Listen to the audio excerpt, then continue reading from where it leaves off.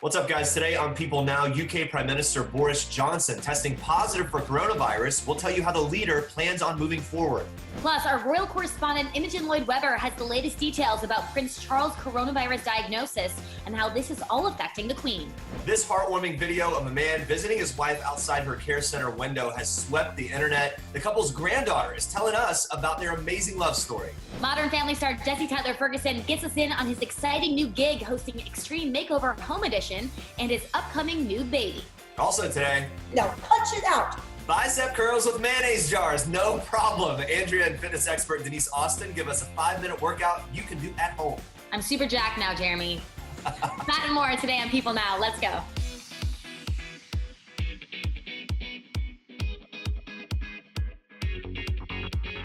Hey, what's up, guys? Welcome to People Now. I'm Jeremy Parsons here in New York. Hey, Andrea. Hey, what's up? I'm Andrea Boehlke here in Wisconsin. We've been finding things to do. Last night, we watched some home videos of when I was a child, and oh, the drama. There's this clip of me crying, but there aren't real tears, and not sure what I'm gonna do, and it's very, very frightening. And very telling for what was to come. Maybe, I don't know. I saw it, that was really funny. We're in that phase too. We're going through old boxes, we're finding old pictures. I'm having like waves of nostalgia, but we're getting things done that we've needed to get done for a long time, so that's nice. Anyway, yeah, that we're just making it through. Happy Friday, though. Yes, happy Friday. There's a lot to get to today, starting off on a somber note. UK Prime Minister Boris Johnson has tested positive for coronavirus. The British leader shared his diagnosis in a video posted to Twitter Friday morning. Watch this. I've developed mild symptoms of the coronavirus, that's to say a temperature and a persistent cough. And on the advice of the chief medical officer, I've taken a test that has come out positive. So I am working from home, I'm self-isolating. Johnson also revealed that he still plans on governing while in isolation. In the video, he goes on to thank first responders and citizens for working together during this pandemic. He says, we will get through it, and the way we're going to get through it is, of course, by applying the measures we've heard so much about. And he adds, the more effectively we all comply with those measures, the faster our country will come through this pandemic and the faster we'll bounce back. On Wednesday, Johnson had his weekly meeting with the Queen Elizabeth. Luckily, the meeting took place via telephone in order to practice social distancing. According to data compiled by the New York Times, as of March 27th, the UK has over 11,000 confirmed cases of the coronavirus and over 500 deaths. All right, Prince George, Princess Charlotte, and Prince Louis are doing their part to support healthcare workers in the UK amid the coronavirus crisis. Take a look.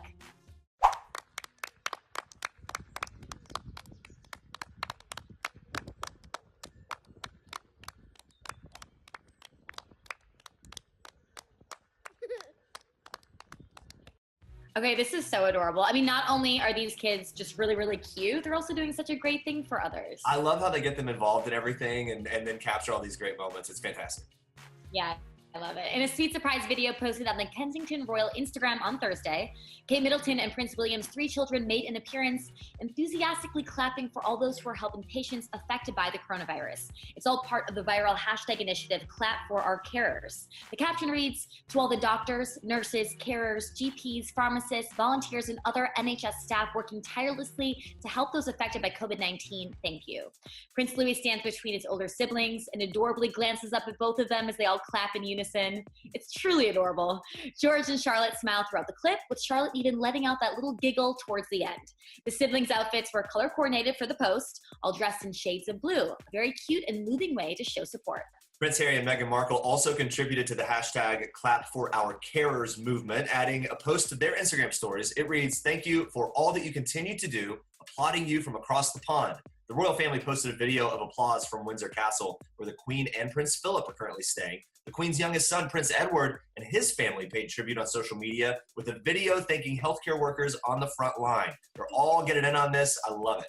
And everyone, stay with us. We'll hear from our royal correspondent, Imogen Lloyd a little later on in the show with an update on the royal self-isolating and coronavirus. Plus, how her father, composer Andrew Lloyd Webber, is keeping all of us entertained at home. Stick around. Today's show host Hoda Kotb broke down on the air Friday morning after talking with New Orleans Saints quarterback Drew Brees after he and his wife Brittany just announced a $5 million donation to the state of Louisiana for COVID-19 relief. Take a look.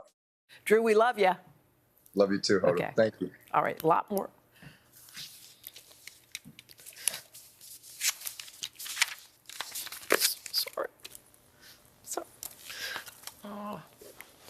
Hoda.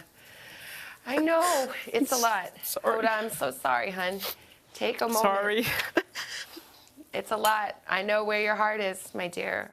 Wow, such a generous donation there. Now, Hoda was visibly overrun with emotion, such a raw moment for her, especially live on the air. Her Today Show co-anchor Savannah Guthrie even offered to take over for a bit so she could regroup and regain her composure. On Thursday, Breeze announced through social media that he and Brittany would be donating that money to help our communities get through the tough time.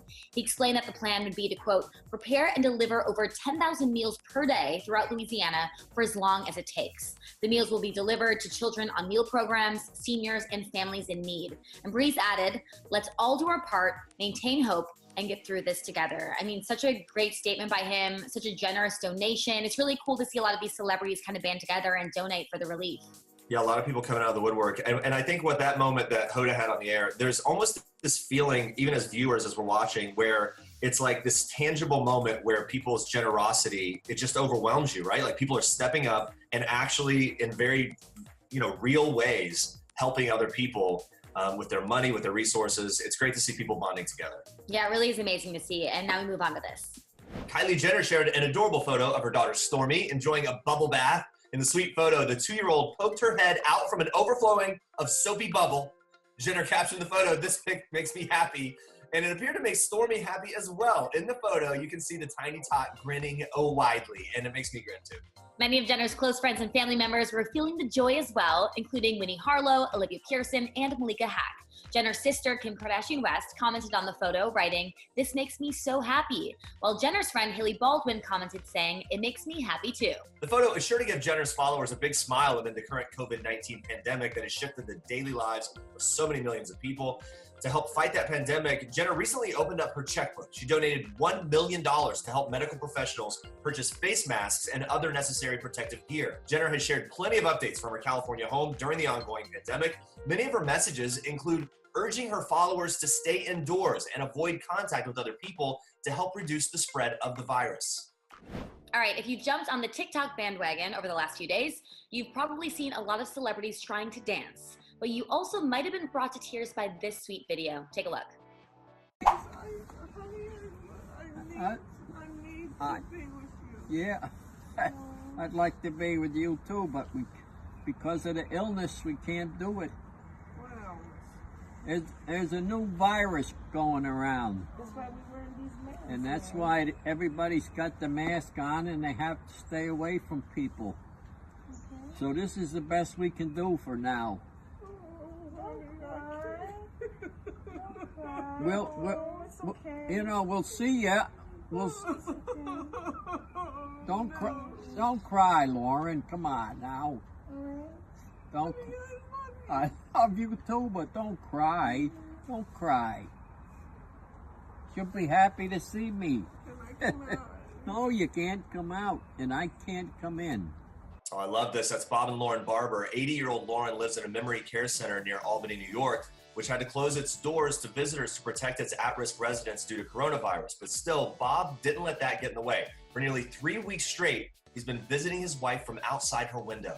People's staff writer and reporter Joelle Goldstein caught up with Bob and Lauren's granddaughter Alicia, who tells us more about her grandparents' sweet relationship and what she hopes everyone learns from their story.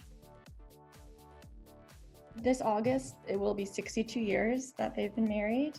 My grandmother started to decline probably around 5 years ago, and we started noticing some memory issues and problems driving. And a few years ago, she kind of had a severe decline. She needed a lot of care and support, and so a year ago, my family had to make the really difficult choice of placing her in a memory care center. And within that past year, my grandfather has gone every single day. He's super popular at the center. Everyone knows him. He eats dinner with her and all the other residents every night. He always cheers her up and makes her laugh, and then makes sure at the end of the night that she is safely in bed and comfortable before leaving. He's really the only one who she remembers every day. So he's the one that she's like, "Where's Bob? Where's my husband?" So that really makes me happy that she still has that joy of loving him and being able to see him so much. With these circumstances, there's no date in mind when we know when he would be able to see her again or when any of us will. So it's hard to see her so upset knowing that every day she's someone has to tell her what's going on and she'll never fully understand it. It's hard because the weather isn't great, but he's a pretty tough guy, so he doesn't seem very concerned about himself. Yesterday he went to, and it had snowed the day before, and he's telling me how there was like water and snow falling on him from the like the roof, and my aunt happened to be driving past. We've been able to like drop stuff off and they'll bring it in, and she saw him and came out with an umbrella because he was like getting all wet. So he doesn't seem to be very deterred by much. So I envision that he'll continue going for as long as they don't, barricade the window so he can't go. Such a testament of their love and a testament of my grandfather's strength and compassion during this time. And I also just hope that people see it as a reason for adhering to the measures that everyone is taking with social distancing. And I know there's been some issue with particularly younger people not seeing themselves as vulnerable to the illness, so they don't feel like they have to follow social distancing as much, but maybe viewing that as an example of those who are really affected by this and why all of us doing our part and staying at home would really help my grandparents out and help the millions of other people who are in similar situations as well. Okay, joining us today is our royal correspondent, Imogen Lloyd Webber. So good to see you, Imogen. So we've been doing this now for several years. This is a first, huh? How's it feel? 6 years. I miss your face. I am fascinated by what's going to happen to your hair. I mean, I know I need a haircut, but you mind about your hair. Yeah, 2 weeks is usually when I get another cut, and we are fast approaching. I've already kind of worked out with my barber. We might be doing a FaceTime tutorial. I'll keep you posted on that. I mean, that honestly is the content that we live for, Jeremy. That's really what I need in the middle of lockdown. Look, I know that there are many serious things happening in the world that really do matter, but this is one that I'm actually, for me, in the stupidest way, I'm actually concerned. Anyway, what are you doing? How are you? Where are you calling in from, and how's the social distancing going? I'm good. I'm in my apartment. I'm on my own, but I think on some levels, the grass is always greener, and I think if you're probably with people and trapped with them, they're driving you nuts. So I'm on my own, but I'm FaceTiming everybody. And look, how amazing is technology? Now, I was just FaceTiming with my mum this morning, and 30 years ago, we wouldn't have been able to do that. 10 years ago, it would have been tricky. Yeah. So, I'm feeling very lucky and very blessed, and just, obviously hoping that all of the vulnerable people that I know and love are going to be okay.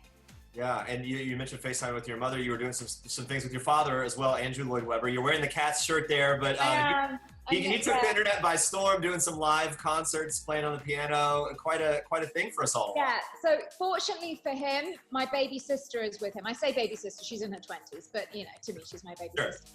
So she's been killing it on his social media. So yeah, he did the Phantom thing that went viral.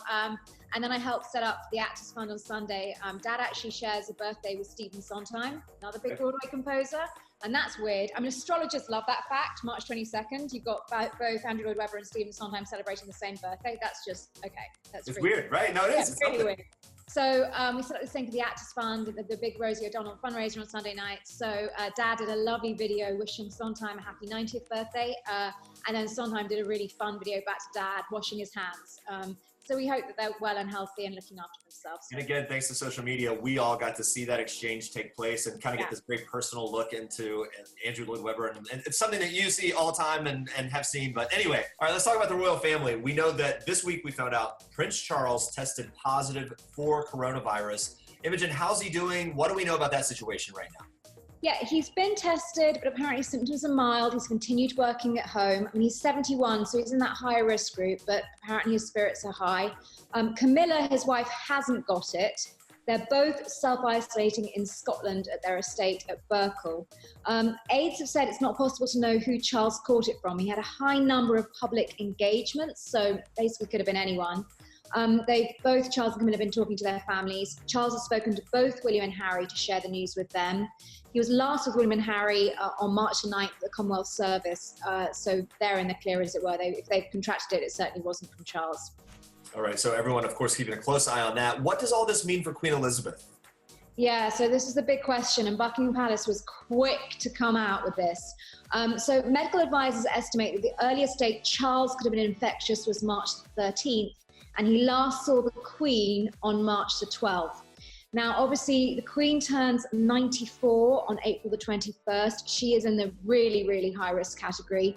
So she's being well looked after, and all eyes are on her, but at the moment, she's absolutely fine. Queen Elizabeth is preparing a special address. What do we know so far? Yeah, so she's preparing to give a special address. It's marking only the 4th time she would do so. The last time was actually when her mum died in 2002. The date's not set yet. She'll follow government advice on that. She obviously recently located to Windsor Castle, which is sort of outside London with minimal staff. She's cancelled all of her upcoming events due to the coronavirus. So we need her to obviously stay safe and well. She's 93 and we don't want her going anywhere. I don't think the country could cope with that right now. Sure. Let's talk about the other members of the royal family and how they're self-isolating. Yeah, so there's been a directive in the UK that everybody's sort of got to go into lockdown. So Kate, William and their kids are believed to be at Anmer Hall on the Sandringham estate. They will be, if anything happens, the most forward-facing of senior royals because they are in the least vulnerable category. And apparently Meghan and Harry have left Vancouver Island in Canada and they have settled in the US, in Meghan's hometown of Los Angeles.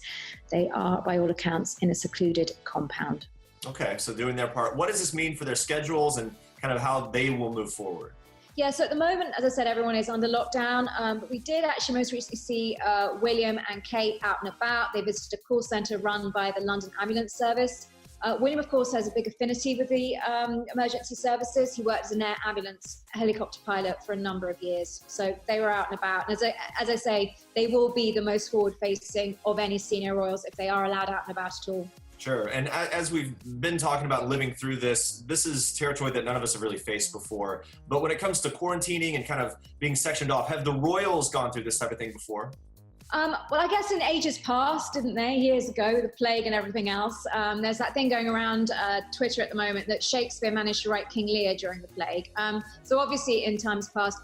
In more recent times, the royals have always led the UK and around the world in times of crisis. If you think during World War II, the Queen and King at the time, they very much were staying in London. They remained at Buckingham Palace. And our current Queen, she actually joined the Auxiliary Territorial Service as a subaltern and trained as a truck mechanic and driver. And there's some great photos of her during World War II. So they are used to leading Britain in a crisis. And obviously this is unprecedented. But they do know that they need to be a stabilising force, the royals, and they will be out in force as much as they can, whether on social media or otherwise. And in some lighter news, this past Sunday was Mother's Day in the UK. How did the royals celebrate that? Can I just say it's so confusing as a Brit? Because my mum told me it was Mother's Day and it was really close to Mother's Day. And of course I hadn't sent a card because I live in America and it's not Mother's Day yet. Hold on a second. You've been in the US plenty long enough to be able to keep this straight. That's not an excuse. Corona stuff going on, Jeremy. I was a bit, anyway, I did get some flowers to her. That was before the UK went on lockdown. Anyway, so yeah, William and Kate, if you haven't seen it on Instagram, have a look. They did a sweet Instagram montage, including a throwback to Carol Middleton, Kate's mum, with Kate, and Diana with William and Harry. And there was also a picture of the Mother's Day card that George did for Kate. It was so sweet. And then, of course, Princess Eugenie shouted out Fergie. She's pretty good on Instagram. We like having a look at Eugenie's Instagram. Wow, so lots going on with the royals. All right, before we let you go, you mentioned you're just kind of hanging out there. Are you binging anything? Are you reading books? Are you getting caught up on anything? So I just finished Cheer on Netflix, which was amazing. If you've not seen it yet, I'm obsessed. We're all obsessed with Jerry, right? That's right. We're all obsessed with Jerry. So I've been doing that. And then, work's been keeping me busy. I've got some other jobs I do as well. So I feel very lucky and very blessed. And I just hope everybody stays safe out there. Thank you so much, Imogen. We hope you stay safe and we appreciate you joining us today. Have a good day. Good to see you.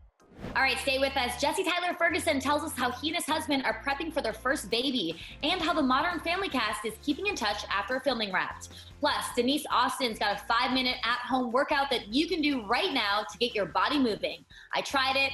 It's a good one, and she's obviously a blast, so stay tuned for that. I like crazy people. Whoa! It's like a car wash. Sonia. Who you share? Dorinda. Let's just each just have one glass of wine. Ramona, even. I would pick up myself. You guys are hot messes. All right, that was a sneak at the season 12 trailer of The Real Housewives of New York City. Before it premieres next week, though, we wanted to show some of the wildest moments of season 11. So sort of as a celebration of the new upcoming season, but also to catch you up. So this first clip, what you need to know, I mean, the too long didn't read version of it, is Dorinda and Luann had not been talking for a long time.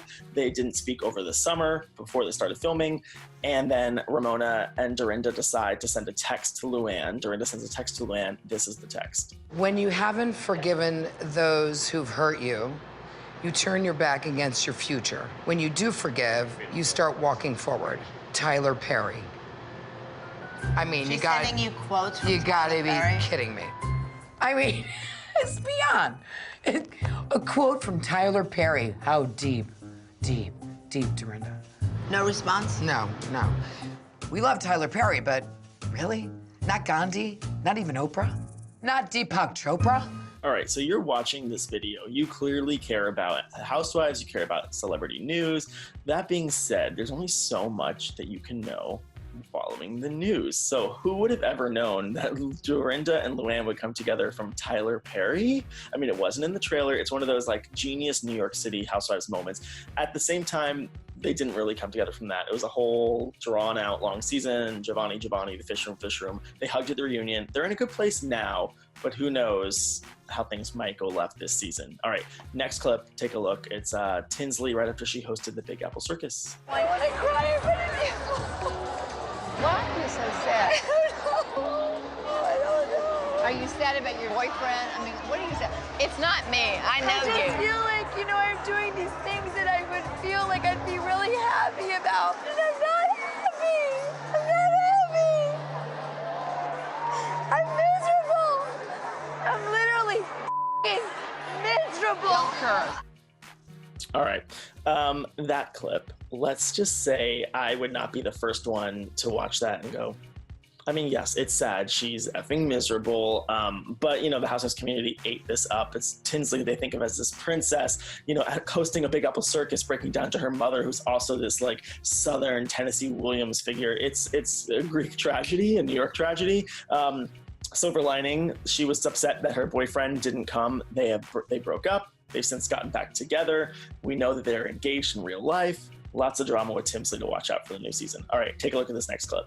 Until people are sharing the message and sharing the story, nobody knows. And what you said before, Let her finish. Let her finish. Let her finish. I mean it. Let her finish. Let her finish. But the predator is still out there. Let her finish. Sonia, you're... Don't do No, that. Dorinda, stop. Finish. Stop monitoring me. But it is true. I mean, I shared my story, and the next day, the man that molested me admitted it. And there's nothing that can be done because of the laws across New York State and across the country. And so until every single person picks up their phone. In the words of Dorinda, there you go. Important.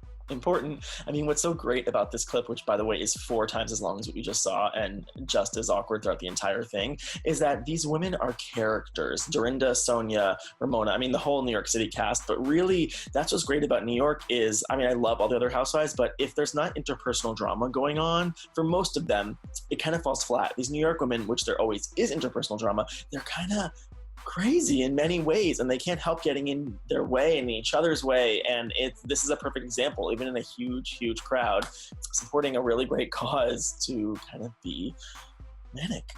Anyway, kind of manic. I mean, you just saw it. Anyway, take a look at this next clip. She took you today to the Morgan house because that was like a peace, like a peace treaty. I said, look at these antiques. And Dorinda put her paws all over these letters. You go in that house, you don't touch those letters! You don't touch the Morgan letters! I'm sorry you feel so upset. Okay. All right, Sonia. What just happened indeed? All right, so Sonia and her being a Morgan, her daughter being a Morgan, it's something that comes up a lot And that gives issue to other women, particularly Dorinda. She's upset that, Sonia is still using this Morgan name after divorce. But as a peace treaty, she brought her to the Morgan house. Apparently Dorinda was touching the letters, and Sonia, out of nowhere, freaks out. As you saw, it kind of came out of nowhere. That's something to keep an eye on with Sonia in the new season, talking about her past and sort of these drunken moments. All right, take a look at the next clip. I was not in a good place. You left the rehab that I got you for free 2 weeks early and said, I didn't leave 2 weeks early. Yes, you did. You No, left early. I left a week early to go because I had to work. For cabaret! Yes, and I needed to go and do that. For cabaret, you left I needed to rehab? go and do I that. got it for free. You're sick. I don't know what you're talking about. You know what I'm talking about. I don't know what you're You know talking what about. I'm- You're gonna have a heart attack. You're gonna have a heart attack. Well, there you go. Perhaps the wildest moment of season 11 of The Real Housewives of New York City. Lots of takeaways here. I mean, hard to watch. Also going to be hard to miss Bethany next season. Everyone's sad about that. But I think these ladies will do really well. A constant source of tension between them, especially the last season, really was about Luann and thinking they thought that she was better than everyone with her cabaret and her sobriety. We know now that her probation is over. We know that she is now drinking again. It'll be really interesting to see the dynamics, ever-changing dynamics of these women, because in that clip, they all kind of thought that Bethany was a mouthpiece for her. They've said that many times. So we'll see if these women speak up for themselves. We'll see if they still feel that way about Luann. Hope you're all caught up now for the new season. Season 12 premieres Thursday, April 2nd at 9 p.m. on Bravo. There's going to be a lot more wild moments to come, I'm sure. So tune in. In 3, 2, 1.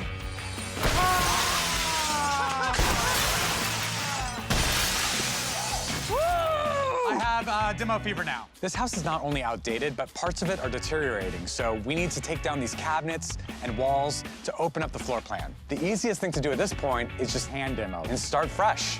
1, 2, 3. Well, that didn't do anything. After 8 years off the air, Extreme Makeover Home Edition is back, and this time on HGTV with Modern Family star Jesse Tyler Ferguson as host. Jesse shared with us his favorite part about working on such an impactful show. Just that front row seat to the best of humanity. These people that come out and volunteer to build these homes for their neighbors or for their loved ones. Sometimes they don't even know the families that they're helping. And they're there because they want to give these people a new beginning and a new future. And to be able to work alongside really the best of humanity. I mean, that's the only way I could put it. It was just really life-affirming, and it reminded me that we can do so much good when we come together and we, forget about political backgrounds or race or creed or color or sexual orientation, and we can just come together and do something good for a family who needs it. The show is so heartwarming, and like the original, it brings out the best in people. And in the reboot, the series' original host, Ty Pennington, makes an appearance. He hosted the show from 2003 to 2012, and Jesse shared with us what it was like working alongside him. Take a listen. As a fan of the original, I am a fan of his, and he is synonymous with Extreme Makeover Home Edition. So, those are really intimidating shoes to step into, and to then be on the show with Ty Pennington, the guy who created the phrase, move that bus, is just like, it was a lot. Because, it's like we get the showdown of the two hosts. And the thing is, he is incredibly generous. He's such a supporter of the spirit of what Extreme Makeover Home Edition is. And he knows that he is, the originator of that show. And I think he's just thrilled to see it continuing on, because at the end of the day, it's really all about these families. And it was really exciting to get to work with him and to sort of, I literally helped to frame the house with Ty Pennington. So it's pretty awesome. Jesse also, of course, stars on Modern Family, which is coming to a close after 11 seasons when the final episode airs on April 8th. Mark your calendar. The cast and crew had one epic finale party, and Jesse shares that despite not filming together every day, they are still all in touch, especially now during this time at home. Finished shooting our final episode of Modern Family, I guess about maybe 5 weeks ago, maybe a month ago. And we have a group text. We haven't left each other's lives just yet. And it's been really nice watching these last episodes at home with Justin and my friends. And I really miss the cast already, but we're in contact still digitally. And especially now, I was just, in a house party, that app house party that everyone, I guess it's been around for ages, and the kids used it, but now adults use it to just connect with their friends. But me and Julie Bowen sat in a house party for, I don't know, 30 minutes and just commiserated. So that was nice to see her. She's knitting a lot of hats right now. I love that they're utilizing those house parties and that Julie Bowen is knitting. Great. Even though Jesse's days on Modern Family are coming to a close, he has a new project on the way, coming in July. He's going to be a dad. He and his husband, Justin Makita, are already decorating the nursery. Actually, I've hired Breegan Jane, who's one of the designers on Extreme Makeover Home Edition. She's a mom of, she has 2 kids. She kind of specializes in kids' rooms, and she's local. So I've asked her if on this hiatus, if she would be willing to help me with the nursery. Jesse's Modern Family co-stars even threw him and Justin a baby shower. And one housewife gave him a pretty magical gift. Watch this. We actually didn't ask for gifts for our baby shower. We asked people to donate to No Kid Hungry. But people did still bring gifts. And that's the great part about, when you say no gifts to people who want to bring you something, it's something that really means a lot to them or that they feel like you really need. Lisa Rinna gave us a huge unicorn, which we didn't necessarily need, but I'm really happy to have. Honestly, who doesn't want a huge unicorn from housewife Lisa Rinna? I would take that in a heartbeat. You can see more of Jesse on Extreme Makeover Home Edition on HGTV. All right, so today we're staying home with Tiffany Thiessen. So she's spending her time at home baking recipes from her very own cookbook, Pull Up a Chair. And she's taking us along for the ride as she whips up her delicious chocolate chip brown butter banana bread. Say that 3 times quick, Jeremy. She says she's planning to give this one to her neighbors. Yeah, but full disclosure, this is an altered version of the recipe since, like many of us, Tiffany doesn't have everything that the recipe calls for in her family's cupboard right now. Watch, enjoy, and catch more of Staying Home with Tiffany Thiessen on PeopleTV. Right now, I am mashing the bananas.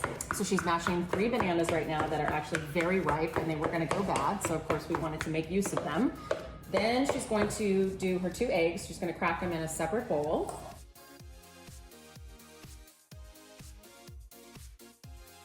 We're actually got the oven already on. It's preset to 350 degrees.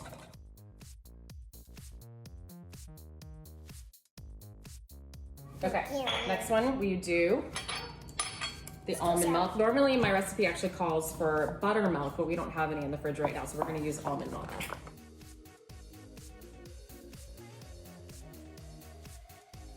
And then when you do that, you do a teaspoon of vanilla bean paste.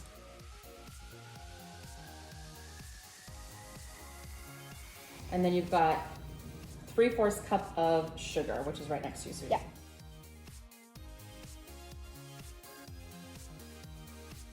I'm gonna start actually on the dry ingredients.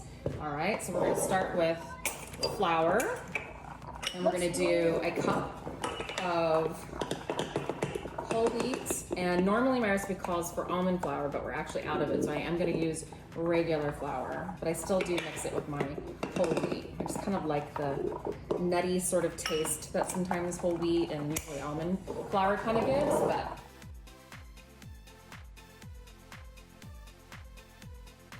then we're gonna do a teaspoon, this is a half, a teaspoon of cinnamon and a teaspoon of ground ginger as well.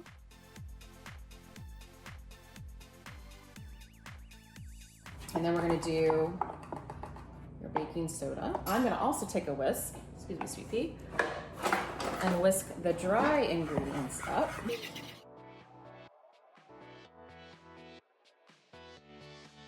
All right, and then we're gonna gently throw the butter in.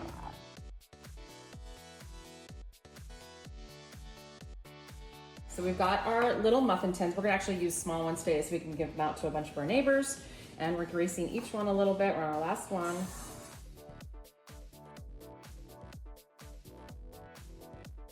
We wanna fill them up only about halfway. A little more than halfway is fine. It smells really good. Doesn't it smell good?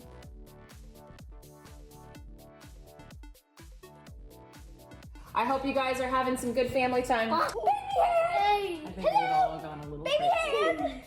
We love you. Smith say love you.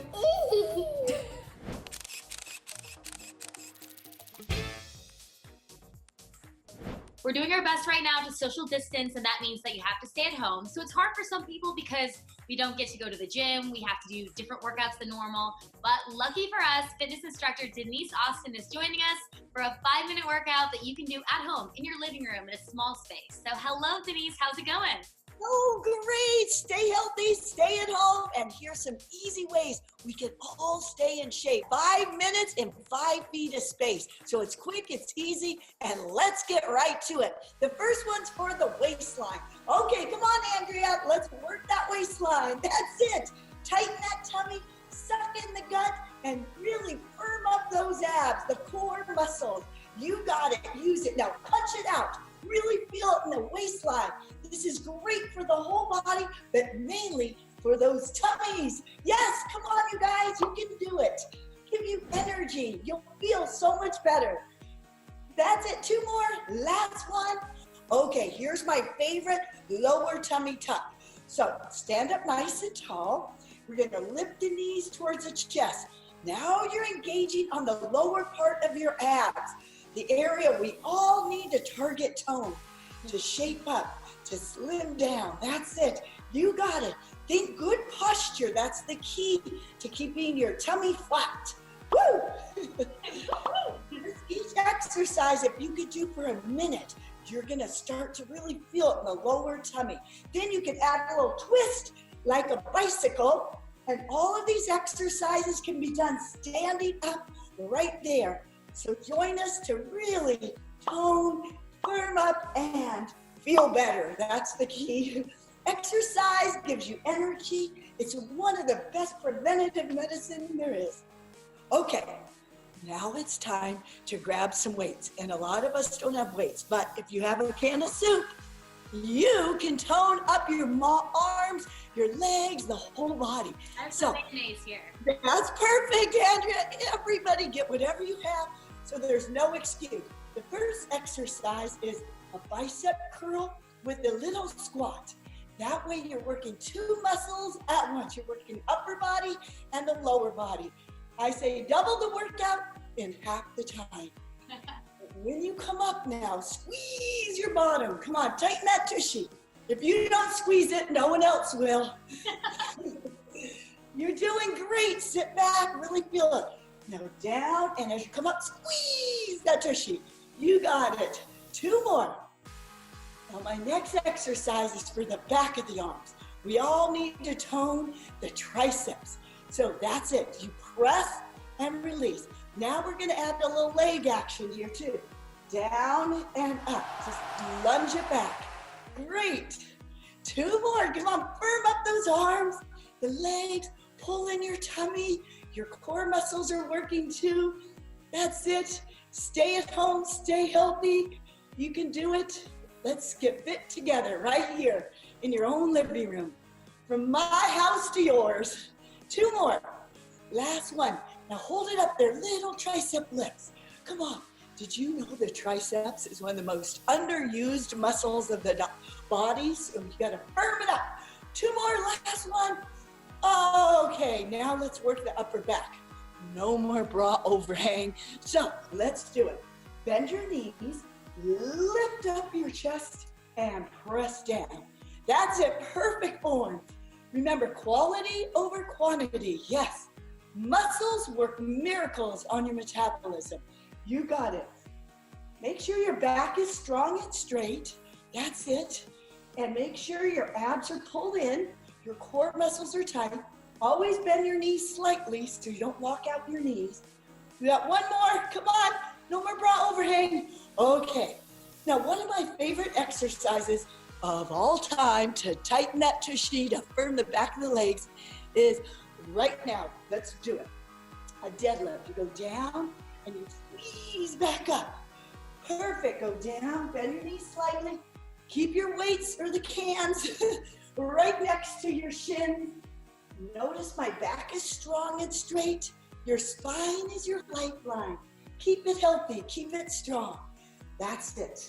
Got 2 more of these. Your legs are nice and firm. You're squeezing your tushy on the way up. Look great from behind. Last one, give it all you got. Stretch and tone. It's like the snap, bend and snap. I also like to use my wine bottles, you guys. We always have a little glass of wine at night now. So here's a great exercise that you can do also to firm up those arms, your shoulders. That's it. Woo! Pump it out. Always keep moving. That's the key. Whatever you can do. That's great. Wine bottles over here. I mean, what am I going to do? Chug mayo? All right, let's finish it off with a nice stretch. Everybody stand up really tall. Stretch to the side. That's it. If you're sitting there on a couch, you could be doing this, or a chair, anywhere at home. It's a great stretch for your back, for your waistline. That's it. Stretch it out. Side to side. Really bend. Squeeze your bottom while you do this. It works your waistline too. I love this stretch. You stretch and you tone. Thank you so much. Thank you, Andrea. Stay healthy, stay fit. Love you all. I miss you all.